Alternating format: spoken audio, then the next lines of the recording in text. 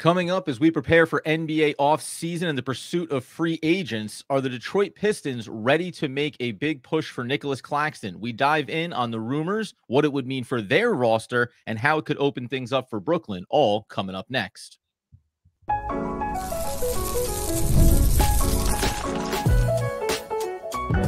You are Locked On Nets, your daily Brooklyn Nets podcast. Part of the Locked On Podcast Network, your team every day. Yes, my friends, it is the Locked On Nets podcast right here on the Locked On Podcast Network. It's your team, the Brooklyn Nets, every single day. I'm Adam Armbrecht. He's Doug Norrie. We thank you for making us your first listen. Yeah, that's what you do. Every single day, we're free on all those great platforms. And let you know today's episode is brought to you by Gametime. Download the Gametime app, create an account, and use promo code LOCKEDON for $20 off your first purchase. Terms do apply, Doug. And as I think we at least anticipated, the building speculation that teams with money would be willing to pursue Nicolas Claxton and what that price point would look like was going to be interesting for Brooklyn. It's even more interesting if it ends up being the Detroit Pistons, who've been talked about, but are a franchise very much in a state of flux after letting go of Monty Williams. Yeah, we've sort of wondered, like, sort of the no news is whatever news on the Nic Claxton front here. We're a few days in the free agency. We talked about this a bit yesterday, is that, this isn't only a Claxton thing. It's been relatively radio silent on the free agent front outside of that OG Anunoby is going to test free agency. There's been no news definitively, I would say, one way or the other, though we have heard rumblings that we've heard this for a while, by the way, too. Like, this isn't necessarily new, that there would be teams out there that could pursue Nic Claxton. Detroit was one of them. And that they have cap space. They might have a timeline that fits him. It's a little confusing with some of the rest of the roster makeup, but new GM, coach out, new mindset, guys that this regime did not draft, right? Like, these are things that are important. And there could be a growing piece that, like, maybe some of the radio silence is the idea that there might be bigger offers. Now, remember, there's an exclusivity window here with the Nets and Claxton that is not open to other teams. Yes. But we all know that the NBA operates not necessarily within the bounds of what is written in pen on the rule book, right? In terms of, like, knowing what might be out there for you if you were to test other things in the market. Well, it's always so funny too, because I mean, you hear about this going back to not just Nicolas Claxton, any player, especially major players at the highest level. You hear going back to trade deadlines of the year prior. Well, while they may not make a push for, LeBron James at this deadline, when it gets to the offseason, you can expect these three teams to be in the mix. So it's very much signaled a year, half year in advance when teams are going to be into it. When it comes to Detroit, what I do find interesting now is, I mean, not that this is a Pistons podcast, but my goodness, Monty Williams, just go ahead and earn yourself roughly $13 million over the next 5 or 6 years to just go ahead and relax. They are an organization that when you make a switch like this, away from a head coach, new decision maker at the top, it does make you look at their roster and I think, at least to me, say, well, we don't know what pieces are going to be here or not be here. We don't know how they want to construct this team, because even though they have a lot of young talent, they've also been bad. So it's not just, well, we drafted all these young players. It makes me think of OKC, and we slowly built toward this thing, and now we feel like we're ready to make a big splash in our conference. Detroit keeps getting young talent and keeps being bad. And I don't mean that as, I'm not trying to dig on Pistons here, but they are a bad roster in spite of having young talent. So I think it opens them up to maybe looking at the landscape and saying, how do we make some big changes here to move this team in the right direction around a core that we like? Right. So this is the important thing to remember where Claxton is concerned. It's like, while fit might be confusing now, right? Like, you look, it's like, oh, they got Jalen Duren, right? And they have him on a rookie contract that's really pretty advantageous for a couple of years. After that, I mean, and obviously Cade and Oscar that they drafted last year, they have Jaden Ivey. It's what we can't do is say that they're married to any of these guys, because, again, it's all new. Troy Weaver gone, right? Monty Williams gone. Now it's Trajan Langdon. Now it's going to be a new coach. Like, we just don't, like, the direction that it used to be is kind of like inconsequential. Now, you might look at it and say, well, it just makes sense to, try it for a year and to see what you have. But we just don't know what decisions have already been made. And in terms of talent, like, after the guys I just mentioned, there's kind of nothing. Right. And so, like, this is kind of ground. I mean, Simone Fontecchio, he's a free agent this year too. Right. So, like, And I'm like, again, like after that's really Well, rough. Evan Fournier Quentin for you? Grimes, what's that? Evan Fournier? I mean, come on. What's the Yeah, problem? right. So judging our ideas around the Pistons from the past is really just a moot point. Like it doesn't, it's none of it's the same. All the decision makers, all the key personnel, they're all different. So I mean, short of probably just knowing that Cade is a guy, Yeah. right? Like I think we know that. I just don't think we can make any assumptions that we understand where the rest of this thing lies. And if you also understand that Detroit is probably for the foreseeable future going to struggle to sign any real key free agents. I'm talking like upper tier, top 25, top 30 guys. Right. Hard for any team to do. That's just not going to happen anytime soon. And at some point, you kind of just got to spend the money. And so it does make sense if like these guys already liked Claxton and saw him as just like maybe a better Cade fit or something like that. You can tell yourself a story pretty quickly about why this might be the spot to get paid. And by the way, you could probably do a Nic Claxton story about why this might be a better place to go. and this is the other thing. This is the other thing with him. If it's going to be more money and like a better pick and roll partner and a younger squad and a better vision, I don't know. I know as Nets fans, we always want to talk ourselves into the grass is always greener on this side. But I mean, how hard would it be to tell yourself a story that Claxton just says, that looks pretty good, outside of like Detroit's maybe worse than New York as a city. Right. Yeah, maybe you don't like the destination so much, but you know what else you don't have to squint too hard and see? Well, now how many more million is that I'd be earning there than I could be earning in Brooklyn? And that's a big part of this as well. The willingness of Detroit with their cap space to maybe overpay on the market. And it could come down to other names that they're pursuing, whether or not they can spend money elsewhere. But coming up here in a second, you mentioned a little bit of the fit maybe for Claxton in Detroit, some of the other bigs that are on that roster that I think you can easily push out of this picture when you're having the conversation. And then the number. How high is too high? As we've often asked over the course of this summer, how high is too high for Brooklyn? And would the Detroit Pistons offer the Brooklyn Nets an out if they wanted to avoid committing big dollars to Nicolas Claxton? We'll get into all that coming up here in just one moment. All right, before we get into that, tell you about friends over at Gametime. Look, if you're into buying tickets, whether it's for the game, whether it's for the concert, the comedy show, the theater, you got to go to Gametime. You want to make sure you're getting the best price. You want to get into authorized ticket marketplace. You want to get into the official one for or the authorized ticket marketplace for just Major League Baseball and so much more. Gametime has this figured out for you. They got the best deals around. They got flash zone deals. They're going to make sure you can see what you're going to sit down and see actually before you buy your tickets. Super easy to find MLB tickets for really any other kind of event in your area. Lowest price guaranteed. Event cancellation protection. You like that, especially for some of the weather stuff. Job loss protection, just in case, over at Gametime. If you go to Gametime right now, Yankees and Mets starting 625 Citi Field, starting at $76. A little Subway series for you. They got it there going over at Gametime. Look, it's so easy to get in on all the deals that are going on in Gametime. You just take the guesswork out of buying MLB tickets right now. You download the Gametime app, create an account, use the code LOCKEDONNBA for $20 off your first purchase. Once again, download the Gametime app, create an account, use that code LOCKEDONNBA, $20 off your first purchase. Terms apply. Download the Gametime today. Last minute tickets, lowest prices guaranteed. All right, so as we continue today's Locked On Nets episode, easily the biggest off-season component for the Brooklyn Nets is what happens with Nicolas Claxton. The funny thing is we talked about before, it doesn't necessarily mean a lot to this off-season per se. It will mean a lot to next off-season. Yes, the Brooklyn Nets are going to have a lot of money to work with in free agency next off-season. They'll have even more if they don't end up re-signing Nicolas Claxton and they get the Ben Simmons contract off the books. We've also talked about like price point here. So before we look at just Detroit, because there is something about the fit there that I think is noteworthy when you look at their roster and you see some other names that are in there from a depth perspective.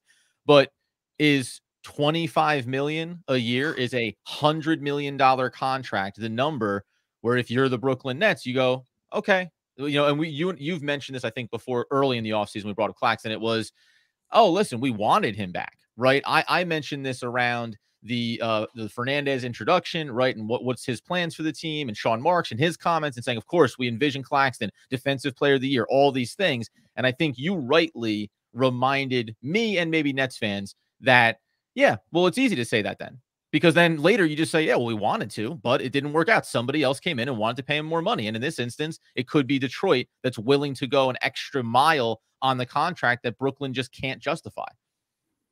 Yeah, it's always just going to be hard to know about like sort of internal dialogue about these things, what you see. I mean, we know the cap's going up. 25 seems like a huge number for a guy like this, but I mean, if it's going to be like 21, 22% of the cap, something like that, I mean, maybe it's not the end of the world. It is a big number. I don't know. I mean, we don't know what like the Nets internal dialogue is on it, though I do suspect there has to be a breaking point. They have to, it does seem like if we're hearing some of these rumblings to be correct, is like the Nets are maybe not so solid in their original position of like 2025 or bust, never going to blow it up. Right. Like, I think there's been just enough tea leaves kind of floated out there that make it seem like they might not have full conviction as that on that as a plan. I think they still have it. Like, I think they probably see like someone like Giannis or someone like that as a possibility. And you might only get one chance at guys like that. You kind of need to be set up to do it. Right. And so like there is a part of that. But that being said, like I said, we said yesterday, like even if you envision that as the guy, like Claxton is not a guy you can have really on the roster at that point. Right. Because, and so there's like this weirdness around it. So back to, to very quickly round back to your original point is I think there probably is a point at which it just doesn't make sense. And I don't know if you're saying this, maybe you are, is like if the number's so big and that does give the Nets an out to say, hey, we tried, of course we're going to say all these things, we wanted them back, but at some point it's like Detroit they have the ability to overspend on a guy like this and we don't. Yeah, and it is relative, and I think the cap going up does matter. And I've talked about front loading the contract for Claxton. So when you look back at it and you say, let's just assume the Nets want to pay him $80 million over a 4-year contract, and Detroit's willing to go to $100. Okay, and the Nets say, okay, well, we'll make it $90, and we'll put that extra $10 million at the front of the contract, so the last 2 years still look really attractive, and if we needed to trade you, we could. And I don't even, I've operated underneath that premise sometimes, which, by the way, we always reiterate this. I like Nic Claxton as a player. I just think that, as we've said before, it's an unfortunate set of circumstances where you're not on the best team with the best players around you to elevate what your value is and what your skill set is. That being said, if you told me that the Brooklyn Nets wavered around this margin, I think this comes back to Brooklyn and what is their path forward. We've heard the rumblings. Yes, Brooklyn wants to choose a direction going forward, but I think there's something ambiguous, like you said, waiting for, well, maybe it's Giannis, maybe it's one of these stars. Well, that's a path, but it's an ambiguous one because all it does is get you 5 steps further down the road without knowing for sure what that ultimate step is going to be. The other way, where maybe you commit to Claxton and say, we're going to be young and we still believe that he can be a part of the young core. Okay, that's fine. Or where you say too rich for our blood. And now we go into next off season and the direction is we have enough money to sign 2 top-level talents if available, and a 3rd key player that helps make our roster look and fit correctly. Because we've often said this too.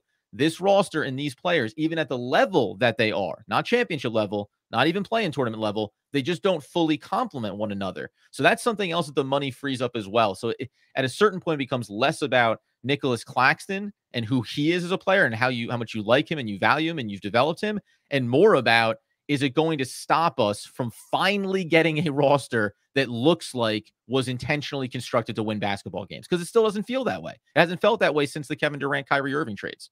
Yeah, it's just not. They've been stuck in this weird, like, they've just been stuck in this weird, very weird limbo here. And, look, this is no caveats here. Claxton's a really good player. Like, he's an excellent switch defender. He is one of the best switch fives in all of basketball. I mean, is he the best? I mean, one of the best. The list is pretty short of guys who are as good as him in open space against guards at the 5, right? Like, so he deserves to get paid. It would be a shame to see him go. And I know for as much like heat as he's caught in the past around like some of the parts of his game that have not gotten like so much better, the Nets will feel it if he's not on the team next year. You'll feel it for sure. Of course you will. Like, Clowney maybe steps up a little bit, maybe you get a little more Daron Sharp or whatever. You'll feel the difference with him not being able to defend in space against some of these like quicker guards. That being said, when you don't know your direction, it is a little tougher with guys like this to like pay on. And I hate even saying it because it makes it sound like it's anti-Claxton. It's not. It's just like they're just so stuck here. It's their own fault. It's not Claxton's fault. It's their own fault. Like for you said, for not really knowing what's going on. And when you don't know what's going on, especially too, if it's like, hey, there's going to be a superstar. Awesome. That sounds great. But yes, please. But that's a lot of hoping and wishing. And it's very hard to make decisions now with that in mind because you just don't know. I will say the guys you can make those decisions on are like super elite long wing defenders who shoot threes. Like that will just fit in with almost everybody. That's like, that's not going to be a problem. Guys like, you know, and even like the lower tiers, like Trey Murphy and guys like this, like, it's like, you know what? it'll work with somebody Zion, somebody else. It's not going to matter. Outside of that, it's like a little tougher to make these early decisions on guys when you're just not sure who the ultimate superstars are going to be. And that's just like the one hard part. And I would say that for Claxton. I would say that for a point guard. I'd say that for almost everybody else. It's just going to be tough to totally know. And by the way, too, I think the last thing specifically to Claxton in terms of, you know, how could it play itself out? Let's re-sign him. They don't get a superstar next offseason, and Claxton's just on the team. Guess what? I'll be the first guy in line over the next 4 years of his contract saying he's an excellent switch defender. He gets out and runs the floor really well. He's pretty darn good around the rim. And also, it's diminished value on this roster, right? It's always going to be that same story. And you're saying like it's the roster's fault. Like, yes, it's going to be the roster's fault. It's going to be where they currently are. And then they'll get younger, and he'll end up being the older veteran player by that point. He'll be 27, 28, and they'll have this new young core. And maybe at that point, he will end up getting traded for a team that needs that versatile defender because they're ready to win a championship. And the Nets are finally going into their real rebuild in 26, 27, 28 at some point. But the reality of looking at what Nicolas Claxton and looking at what the Brooklyn Nets are, I still think that Nets fans, rightfully, that we sometimes talk about it this way because they've laid out a path that looks like they still want to pursue stars and want to build and compete now. The Nets are closer to the Detroit Pistons in terms of where they are as an organization than they are to name team XYZ that's in the playoff picture. And that's a hard pill to swallow. Like, that's a hard reality to just be like, yeah, we're one of the not good teams. We're not one of the teams that everyone goes, oh boy, if they just get X or Y. No. Yeah, we got some nice pieces. Everybody loves Mikal Bridges. That's great. We're a team that misses the playoffs. Look at the record last season. That's going to be the same-ish kind of record this upcoming season, barring some players taking exponential leaps. So the reality of what this team is, I think, needs to be talked about that way. And then that's when you come back to Claxton. And we've heard this from fans sometimes. If you're pro Claxton, you think that we're bashing him when we have these discussions. If you're anti-Claxton like some are, it's how could you ever consider paying him with where this team is? And again, left in the middle is Nicolas Claxton, a really good versatile switch defender that seems to get talked about more as like a money stash than he does about a player that can contribute to winning basketball. Why? Because the Brooklyn Nets don't win basketball games. Coming up here in a second, some notes about the Detroit roster and also what it would mean for Brooklyn if Claxton left to Detroit or any team willing to pay him a big market value in free agency. We'll get into that to close out coming up next. All right, before we get to that, tell you about our friends over at Prize Picks. Look, Prize Picks is daily fantasy made so easy. On Prize Picks, you can turn $10 into $1,000 in a single game while watching your favorite sports all summer long. You make a Prize Picks lineup in as few as 60 seconds. You just need to pick more or less on 2 to 6 players, stat projections, and you're locked in. With MLB, it's really, really easy. You just can go more or less on that overall hitter score. You can go more or less on the pitcher strikeouts, all the stuff that you really know when you're just kind of dialing in on the game. And like I said, $10 into $1,000. That doesn't sound too bad. It's very, very easy to get into the action over on Prize Picks. You're just going to download the Prize Picks app today. You're going to use the code LOCKEDONNBA for a first deposit match up to $100. Once again, you download that Prize Picks app, you use the code LOCKEDONNBA. You're going to grab a first deposit match up to $100. Prize Picks. Pick more, pick less. It's that easy. All right, so as we continue to tie a little bow on our Locked On Nets episode, talking about Nicolas Claxton and what does feel like a growing market for him. The one thing I want to mention for Detroit, when you look at their roster, obviously you have Jalen Duren, and he is a young talent, and you have him under control, and you don't have to pay him big money right now, so why go after Nicolas Claxton? But just in terms of when you mentioned the talent across this roster, it'd be a different decision they'd have to make potentially.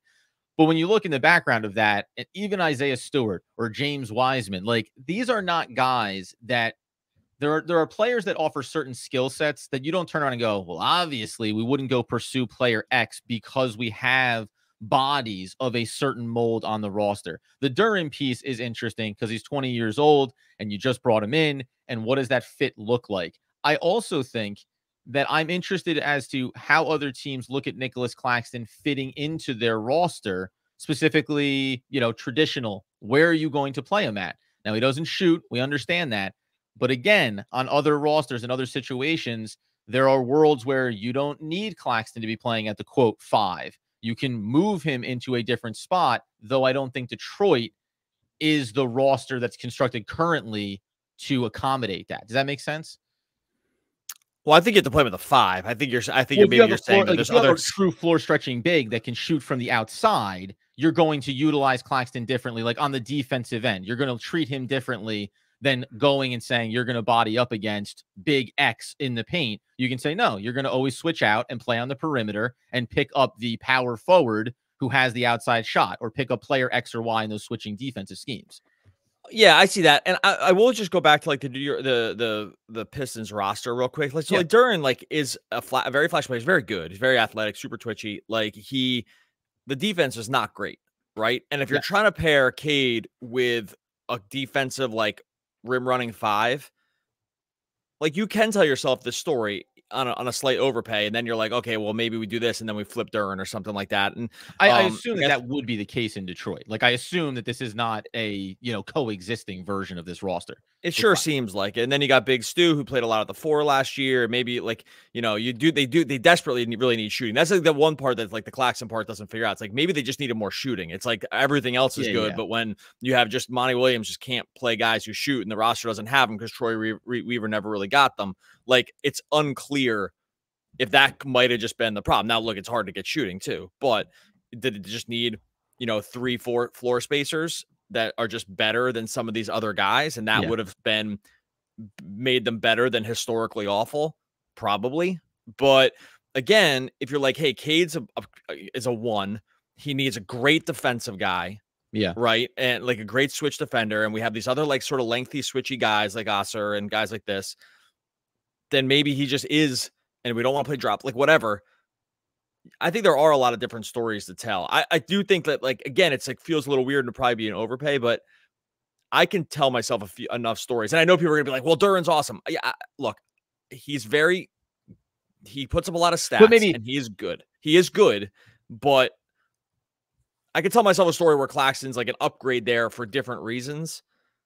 Well, and by the way, maybe the story for Detroit is we overpay a little bit because we have the money for Nicolas Claxton, and we flip Duren into the shooter that we need, that we maybe don't feel like we can just go get as we currently stand, right? We can't just go get the shooter to help this team out, but it's a one hand serves the other here. Claxton, versatile defender, bring him in, take Duren, 20 years old, the team wants him, turn him into an asset. Maybe you get into the draft, maybe you go and pursue a player. Like sometimes, and that's why I go back to Detroit and kind of changing over the regime here, and saying like, well, that's the most important part. Yeah, like, we need to reconstruct. We need to retool what this roster looks like. There's a reason why we fired Monty Williams. There's a reason why this team has been bad for the last 2 decades. Like we need to figure this out. And sometimes that just involves looking at players not as talent and youth, but as components. The same thing we talk about the Brooklyn Nets.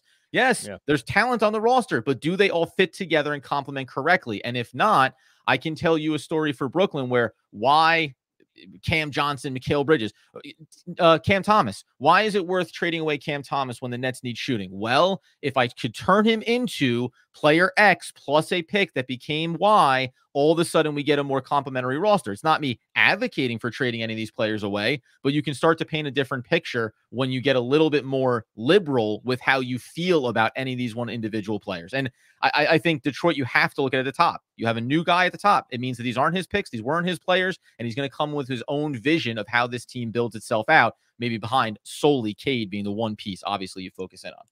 If I had to make a bet right now, I would still say Claxton is a net. I do think that's probably what's going to happen. I think it probably for him, even like non-basketball stuff, I think like I mean, look, these are also very difficult things to judge sometimes, but like people that probably appreciate the New York scene on a certain level, like fashion, we have his own fashion line. The Nets have been supportive of that.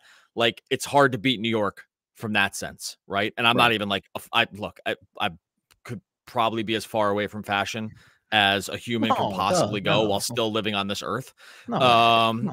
So I take that with a grain of salt. And if I'm wrong and Detroit's some kind of fashion hub, then, leave it in the comments. But I think there's like probably some non-basketball stuff that would help the Nets in this case, right? Like, and I just think that that's borne out from what we've seen from Claxton in the past and what it seems like his interests are.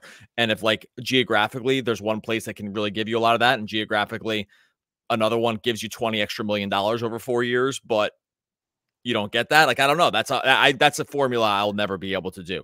So I think in the end, betting right now, Thursday morning, I think Claxton signs a contract in New York.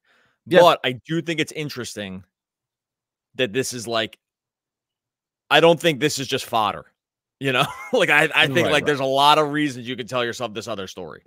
Yeah, 100%. And it's a good reminder that even though the Brooklyn Nets have been bad, it doesn't mean that they don't have valuable players that teams are interested in. Ultimately, I agree with you. I think he is back. And I guess it really just comes down to like, what do we think the Brooklyn Nets end up pushing their dollar amount to? And what's the flexibility maybe on Claxton's side? We know that he wants the big payday, or any player should want the big payday. But will there be, kind of to your point, there's just the comfort, the familiarity, the environment, right? You were drafted by this team. You're good to go. They're supporting your fashion off court. Okay. Is that worth 23 versus 25, 22 and a half versus 25? It might be. Like, there's probably some things here in the margin that work for him. It just comes down to whether or not the Nets are walking in the door saying, we really like you at 18 to 20 million a year. And another team is saying, we're willing to go to 25.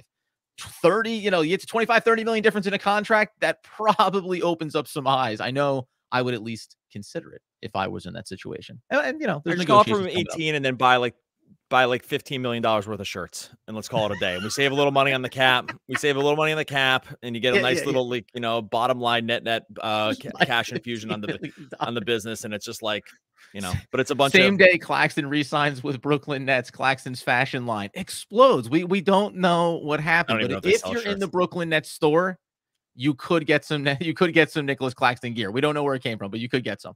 $16 million of shirts and pants, please. I have a very big family, and I just want to make sure that everybody gets clothes. I'll take 4,000 hats. Thanks. Okay, we're going to get out of here. Make sure you subscribe to Locked On Nets for all this and much more hard-hitting fashion news. You can just subscribe to Locked On Nets, and you subscribe to Locked On Nets wherever you listen to podcasts. The rumors of my death have been greatly exaggerated. Why that is Paul McCartney. Oh, one of the all-time great poets. We're back in tomorrow talking more Brooklyn Nets basketball. Basketball, yeah.